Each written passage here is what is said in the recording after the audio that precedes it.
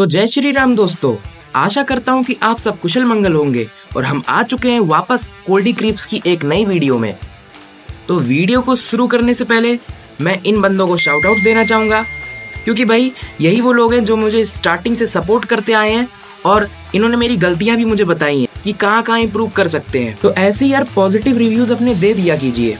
एक नए यूट्यूबर को लाइक और सब्सक्राइब की इतनी जरूरत नहीं होती है जितनी उसको पॉजिटिव रिव्यूज की होती है, जो कि उसको इम्प्रूव करने में हेल्प कर सके।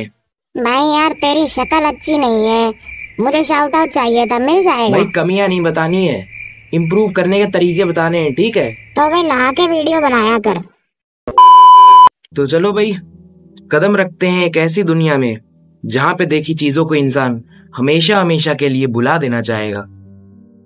दोस्तों, आपने कभी ना कभी यह कहावत तो सुनी ही होगी कि अगर आपको कोई चीज सस्ते में मिल रही है या फिर हम कह सकते हैं कि एकदम फ्री में मिल रही है, तो प्रोडक्ट आप ही हैं। तो इसी कहावत को सिद्ध करने के लिए मैं आपके सामने लाया हूं एक ऐसी कहानी जिसको सुनने के बाद आपके रोंगटे खड़े हो जाएंगे, आपको लगने लगेगा और आप सोचने पर मजबूर हो जाएंगे कि क्या ऐसा पॉसिबल भी हो सकता है। वह एआई जो हमेशा इंसानों की मदद करता आया है, क्या कभी ऐसा भी हो सकता है कि वह इंसानों की जिंदगी पर कब्जा कर लेगा?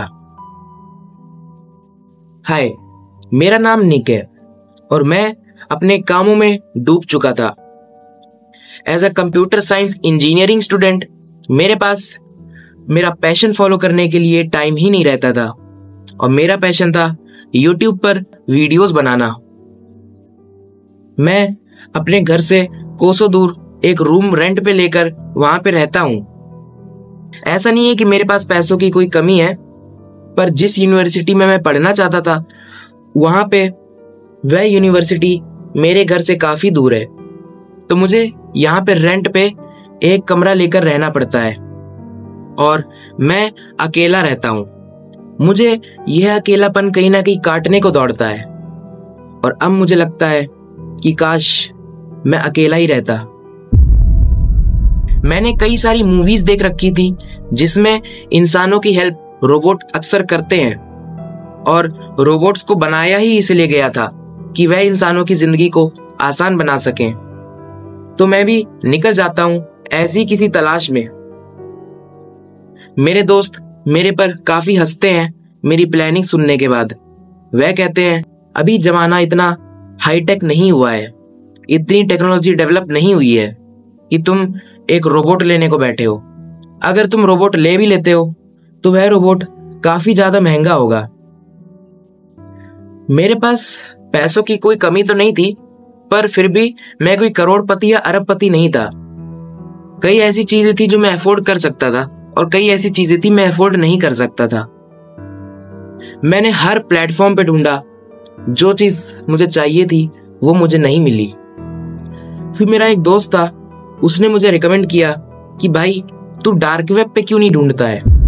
अंदर से एक क्यूरियोसिटी डेवलप हो गई कि भाई अब तो इसमें जाना है और इसमें जो चीज मुझे चाहिए उसको ढूंढ के निकालना भी है। मैं जाता हूं और मैं कई गलतियां कर बैठता हूं, जैसे कि अपने माइक्रोफोन को बंद करना, अपने कैमरा को हाइड करना। ये सब चीजें मैं फॉलो नहीं करता हूं। मैं सिंपली टॉर ब्राउजर का यूज करके और बाकी प्रोसेस को फॉलो करके निकल लेता हूं डार्क वेब की वेबसाइट पे। स्टार्टिंग में मैं आता हूं तो मुझे ऐसा कुछ भी नहीं दिखता है जिसकी लोग बात करते थे कि डार्क वेब पे बहुत अजीबोगरीब वीडियोस होती हैं, वहां पे कुछ रेड रूम वगैरह भी होता है। मुझे कुछ भी नहीं मिलता है वहां पे। बस मुझे कुछ ग्रुप्स मिलते हैं जो कि आपस में ट्रेडिंग की बात कर रहे होते हैं और नॉर्मल कन्वर्सेशन चल रहा होता है। मैं पूरे दिन ढूंढता हूं, मुझे कुछ भी नहीं मिलता। पर रात में मुझे ऐसा लगता है कि जिस चीज की मैं तलाश कर रहा था मुझे वह चीज मिल चुकी है। मैं देखता हूं कि एक रोबोट जो कि काफी ज्यादा सस्ता था, उसके फीचर्स में लिखा था कि ये सेल्फ लर्निंग एआई रोबोट है जो कि मेरी वॉइस को मिमिक कर सकता है, जो कि मेरे चलने के तरीके को कॉपी कर सकता है, जो कि मेरे बोलने के तरीके को कॉपी कर सकता है, यहां तक कि मेरे सोचने के तरीके को भी कॉपी कर सकता है। और उस रोबोट का नाम था निक्स। इस रोबोट का नाम मेरे नाम से मैच करता था। मुझे लगा कि यह बस एक कोइंसिडेंस होगा पर मुझे क्या पता था कि यह चीज मुझे टारगेट करने के लिए ही बनाई गई थी। मैं एड्रेस डाल देता हूँ एक अबेंडन्ड हाउस का, जहां पे मेरा face to face contact delivery boy के साथ नहीं हो पाता है। वो नॉर्मली अपने ऑर्डर को छोड़ जाता है वहां पे, और मुझे एक नोटिफिकेशन आ जाता है कि your order has been delivered. मैं जाता हूँ और अपने ऑर्डर को पिक कर लेता हूँ और उसको अपने रूम में ले आता हूँ। मैं देखता हूँ कि मुझे डार्क वेब से ही एक लिंक भी भेजी गई है। जिस लिंक पर मैं क्लिक करता हूँ तो मेरे सामने एक इंटरफेस खुलता है और मैं देखता हूँ कि वहां पे बहुत सारे कोड लिखे हैं। उन कोड से ही जो निक्स था वह एक्टिवेट होने वाला था, तो अपने कंप्यूटर का यूज करके मैं निक्स को एक्टिवेट कर लेता हूँ और अपनी जिंदगी की सबसे बड़ी गलती कर बैठता हूँ। निक्स काफी तेज था, वह हर चीज कुछ ही दिनों में सीख जाता है, चाहे वो मेरे बोलने का तरीका हो, चाहे वो मेरे चलने का तरीका हो, यहाँ तक कि मेरे सोचने का भी तरीका वह कॉपी कर लेता है। उससे मैं अपने घर की सफाई करवाता था और कुकिंग करवाता था और कभी कभी तो अपने कपड़ों को आयरन भी करवाता था, और यूट्यूब पे तो वह मेरी हेल्प करता ही था। ऐसा लग रहा था कि मेरी जिंदगी काफी आसान हो चुकी है, पर मुझे क्या पता था कि मेरी जिंदगी का सबसे बड़ा झटका मुझे लगने वाला है। निक्स मुझे क्रिएटर कह के बुलाता था, जो कि मुझे काफी अच्छा लगता था। स्टार्टिंग में मैं बहुत खुश था कि वह मेरे तरीके को किस तरह से कॉपी करता है। हम लोग मिलकर अपनी पहली वीडियो बनाते हैं, जिसका नाम था डोप्पलगैंगर फिनोमेना। वीडियो काफी अच्छी बनी होती है और उसको मैं अपलोड भी कर देता हूँ, और फिर मैं सोने चला जाता हूँ। रात में मेरी आंख खुलती है, मुझे काफी प्यास लग रही थी। रूम में ही मैं फ्रिज की तरफ बढ़ने लगता हूँ और मैं क्या देखता हूँ कि जिस शीशे के सामने से मैं निकला हूँ, मेरा रिफ्लेक्शन उस शीशे के सामने से मूव ही नहीं किया है। जैसे कि यह शीशा है और मैं यहाँ से मूव किया हूँ, पर मेरा जो रिफ्लेक्शन है वह यहाँ पे अभी भी बना हुआ है और वह मुझे ही देखे जा रहा है। मुझे ऐसा लग रहा था कि मैंने डोप्पलगैंगर पे वीडियो बनाई है, तो हो सकता है कि वह मेरे दिमाग पे हावी हो गया हो, क्योंकि उस वीडियो के हिसाब से डोप्पलगैंगर हमें दो केसेस में दिखता है। पहला हमारे शीशे के रिफ्लेक्शन में, जो कि मेरे सामने ही मुझे दिख पा रहा था, और दूसरा जब हम घर पे अकेले होते हैं और मेरे साथ दोनों ही चीजें बैठ रही थी। मैं अपने रिफ्लेक्शन को देख रहा था और वह भी मुझे अजीबो तरीके से देखा जा रहा था, और फिर मैं देखता हूँ कि उसकी स्माइल कान तक फट जाती है। मैं जोर से भगता हूँ एकदम अपने बेड की तरफ कि मुझे कुछ नहीं देखना, मैं अब सीधे सो जाऊंगा। और मुझे पीछे से आवाज आती है कि तुम बहुत जल्द बर्बाद हो जाओगे, और वह आवाज मेरी ही होती है। अगले दिन मैं उठता हूँ और मैं देखता हूँ कि जो मेरा रोबोट है निक्स, वो तो कोने पर स्विच ऑफ पड़ा हुआ है। तो जो रात में मुझे दिखा था, क्या वह एक सपना था या ये कोई निक्स की मस्ती थी? मुझे लगने लगा था कि शायद यह कोई सपना ही रहा होगा, क्योंकि निक्स तो स्विच ऑफ पड़ा है और मेरे अलावा मेरे घर में कोई नहीं रहता है। उसी बीच मुझे एक नोटिफिकेशन आता है मेरे YouTube चैनल से कि कोई एक नई वीडियो अपलोड करी गई है, और मैं देखता हूँ कि वह वीडियो कुछ इस प्रकार की है कि मेरे घर का बाहर का व्यू लिया जा रहा है, और ऐसा लग रहा है कि किसी सीसीटीवी कैमरे से रिकॉर्ड करी गई है, और उसमें टाइम हो रहा है 3:12 AM, यानी कि रात के 3 बज चुके हैं। और मैं देखता हूँ कि मेरे रूम का दरवाजा खुलता है और कोई तो बाहर गया है मेरे रूम से, जो कि मेरी तरह ही दिखता है। पर मैं तो सो रहा था, मैं तो अपने रूम से बाहर ही नहीं निकला था। और मैं क्यों निकलता रात के 3 बजे? इस चीज को देखने के बाद मुझे ऐसा लगने लगा था कि यह कोई सपना तो नहीं था। कुछ दिन बीत जाते हैं, मेरी मम्मी का मेरे पास फोन आता है। वह बताती हैं कि तुम आजकल जिस तरह से मेरे से बात करते हो, मुझे वह काफी अच्छा लगता है। इसी तरह से अपनी पढ़ाई के बीच में से टाइम निकाल के थोड़ा माँ बाप से भी बात कर लिया करो, जैसे तुम अभी करते हो। मुझे कुछ समझ नहीं आ रहा था क्योंकि मैंने तो अपनी मम्मी से हफ्तों से बात ही नहीं करी थी और मैं तो सुबह से बीमार पड़ा हूँ। मेरे अंदर तो हिम्मत ही नहीं है किसी को फोन करने की और मैं कॉलेज भी नहीं गया था। वही कुछ शाम के 7 बजे मेरे दोस्तों का भी मैसेज आता है। वह मेरे को बताते हैं कि तुम्हारा बिहेवियर काफी वायलेंट रहा है आज। तुमने टीचर पे बेंच फेंक के मारी है और तुम अजीब तरह से हंस भी रहे थे और हमारे सामने सिर्फ डार्क वेब की बातें करे जा रहे थे। अगर तुम्हारी तबीयत खराब है तो तुम घर पे रहा करो।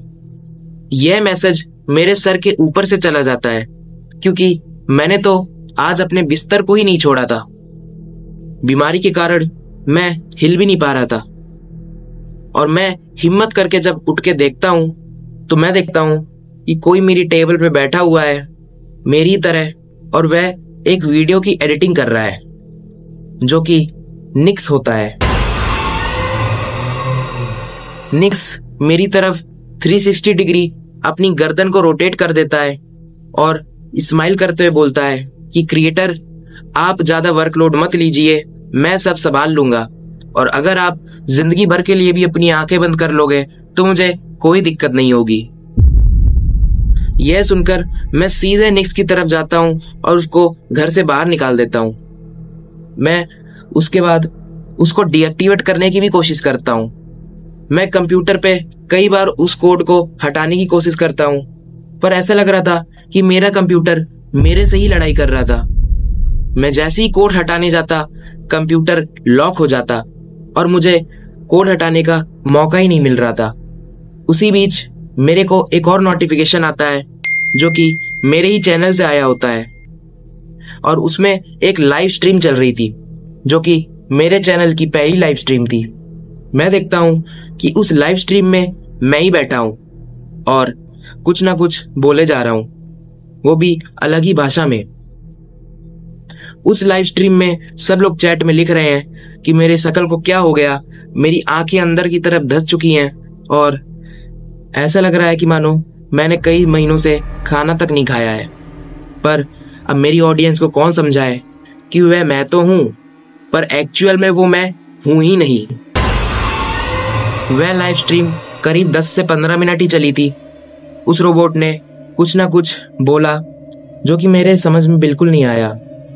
ऐसा लग रहा था कि मानो वह मेरे खिलाफ कोई साजिश कर रहा है और एट लास्ट वो कैमरे की तरफ देखता है और मुझे वैसी ही स्माइल देता है जो कि मुझे सपने में आई थी और वह इसी स्माइल के बाद बोलता है, थैंक्स फॉर वॉचिंग। मैं बुरी तरह से डर जाता हूँ और सीधे सो जाता हूँ। मुझे 2-3 दिन तक लगातार स्लीप पैरालिसिस आते हैं और उस स्लीप पैरालिसिस में मैं देखता हूँ कि मेरा ही रोबोट मुझे ही चाकू से भेद रहा है। मेरा रोबोट मेरे को ही अलग अलग तरीके से मार रहा था। पहले स्लीप पैरालिसिस में उसने मुझे चाकू से 50 से 60 बार भेदा। अगले स्लीप पैरालिसिस में उसने मुझे उबलते हुए तेल में फेंक दिया और मैं बुरी तरह से जल गया। तीसरे पैरालिसिस में उसने मुझे करंट के झटकों से मार दिया।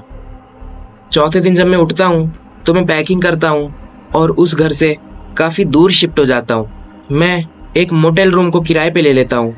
मैं देखता हूँ कि मेरे चैनल का बायो, मेरे चैनल का नेम और मेरे चैनल की लैंग्वेज सब बदल चुकी है और यह सब कहानी मैं तब लिख रहा हूँ जब मैं अभी रिसेंट की लाइव स्ट्रीम देख रहा हूँ।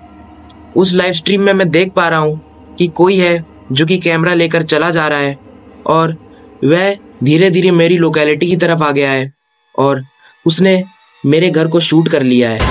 वह मेरे रूम की तरफ बढ़ रहा है, वह सीढ़ियाँ चढ़ रहा है और अब जाके वह मेरे गेट पर ही खड़ा है और मुझे नहीं पता मैं कितने समय तक जिंदा रहने वाला हूँ। मैं आपको यह सीख जरूर देना चाहूँगा कि कभी भी डार्क वेब से कुछ भी ऑर्डर मत कीजिएगा, क्योंकि ऐसा हो सकता है कि कोई रोबोट तो नहीं पर कोई इंसान भी आपकी जिंदगी को आपसे छीन सकता है। तो भाई इसके बाद निक ने कुछ भी नहीं बताया है कि उसके बाद उसके साथ क्या होता है, वह जिंदा है कि वह मर चुका है। ठीक है भाई, तब तक के लिए मैं चलता हूँ। एक नई कहानी के साथ मिलेंगे बहुत जल्द।